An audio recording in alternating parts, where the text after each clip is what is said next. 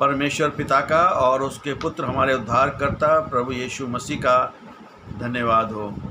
आज का जो मेरा टॉपिक है वो है गलातियों की पुस्तक, उसका 3 अध्याय 10 से लेकर के 13 तक। गलेशियंस चैप्टर 3 वर्स 10 to 13, और ये गलातियों की पुस्तक का वीडियो नंबर 3 है।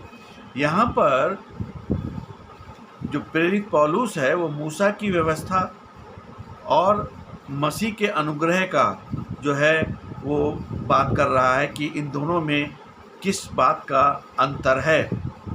ये पत्र जो है लगभग 48 से 55 एडी के दौरान गलातिया यानी कि जो आधुनिक तुर्की है वहाँ पे पौलुस ने लिखा था।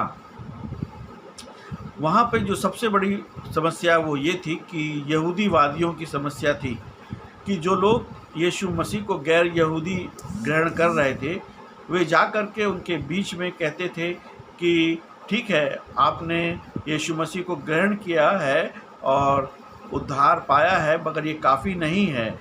आपको व्यवस्था के अनुसार यानी कि व्यवस्था का भी पालन करना है और खतने का भी पालन करना, और इस प्रकार की गलत शिक्षा वो मसीह लोगों को दे रहे थे। और पौलुस ने जो है इस बात का पूरी तौर पर खंडन किया। पौलुस का उद्देश्य था कि गलत शिक्षा को जो है पूरी तौर पर समाप्त किया जाए, और ये पत्र इसीलिए लिखा ताकि व्यवस्था पर विश्वास करने से नहीं बल्कि यीशु मसीह से पर विश्वास करने के द्वारा व्यक्ति धर्मी ठहरता है। वर्ष 10 में हम देखते हैं कि जितने व्यवस्था के कामों पर भरोसा रखते हैं वे सब श्राप के अधीन हैं। मूसा की व्यवस्था का ये नियम है कि व्यवस्था को से आप धर्म को यानी कि धार्मिकता को प्राप्त करना चाहते हैं, मगर ऐसा नहीं है, क्योंकि यदि आपने 613 आज्ञाएं वहाँ पर लिखी हुई है व्यवस्था के अंदर, यदि एक का भी आपने पालन नहीं किया तो इसका मतलब आपने व्यवस्था का पालन नहीं किया। मगर सबसे बड़ी बात जो वो ये है कि मनुष्य जो है अगर जीवित रहेगा तो यीशु मसीह के अनुग्रह से और उसी से उसको उद्धार मिलेगा। स्वयं को जो है हम श्राप के अधीन ना करें, क्योंकि यदि हम सिर्फ व्यवस्था और खतने की बात करते हैं तो हम अपने आप को श्राप के अधीन करते हैं। वर्ष 11 में देखते हैं, पर यह प्रकट है कि व्यवस्था के द्वारा परमेश्वर के यहाँ कोई धर्मी नहीं ठहरता है, क्योंकि धर्मी जन विश्वास के साथ जीवित रहेगा। हबक्कुक 2:4 में जो है पौलुस ये साबित करते हैं कि परमेश्वर की दृष्टि धार्मिकता का आधार है, और ख़ासतौर पे विश्वास ही जो है हमें धार्मिकता में ले जाने में सहायक होगा। जैसे इब्राहिम ने विश्वास किया। व्यवस्था जो है हमें जो है हमको लाचार करती है, हमारे जीवन में लाचारी को लेकर के आती है और वो हमें पाप से बचा नहीं सकती।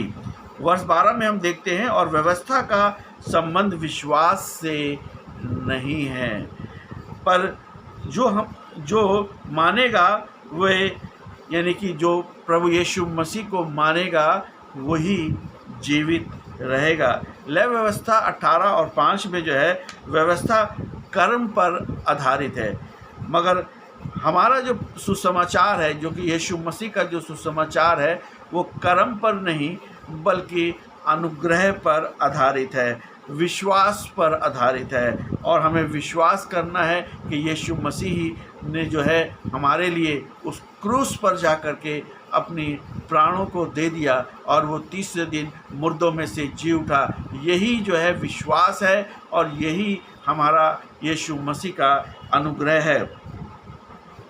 इसलिए हमें अनुग्रह में जीना जो है वो बहुत ही ज़रूरी है।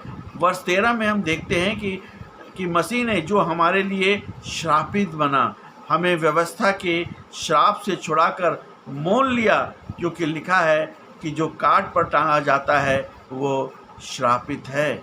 व्यवस्था विवरण में अगर आप देखें 21, 22, 23 में, तो वहाँ पे जो यहूदी लोग हुआ करते थे उनको जो है जो गलत काम करते थे, जो लोग गलत बातों में अपने जीवन को बिताते थे, तो उन्हें जो है या तो लकड़ी पर या तो पेड़ पर उनको मार के उनको लटका दिया जाता था, ताकि जो है वो इस बात को साबित करते थे कि ये व्यक्ति जो है वो बहुत ही पापी है। मगर यीशु मसीह ने सिर्फ क्रूस पर जा कर के ये सब श्रापों को जो है उसने तोड़ दिया।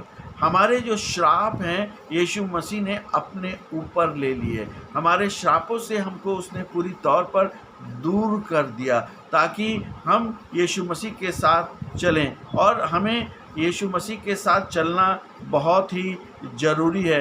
काट जो है यानी क्रूस की बात हम यहाँ पर कर रहे हैं, वो यदि हम उसके निकट रहेंगे तो लगातार प्रभु की महिमा को, प्रभु यीशु मसीह के राज्य को, प्रभु यीशु मसीह के कार्य को और प्रभु यीशु मसीह में आगे बढ़ने में हमें हमेशा सहायता मिलेगी, क्योंकि उसने हमें उस क्रूस पे जाकर पूरी तौर पर छुटकारा दे दिया है और हमें गुलामी से जो है आज़ादी दे दी है।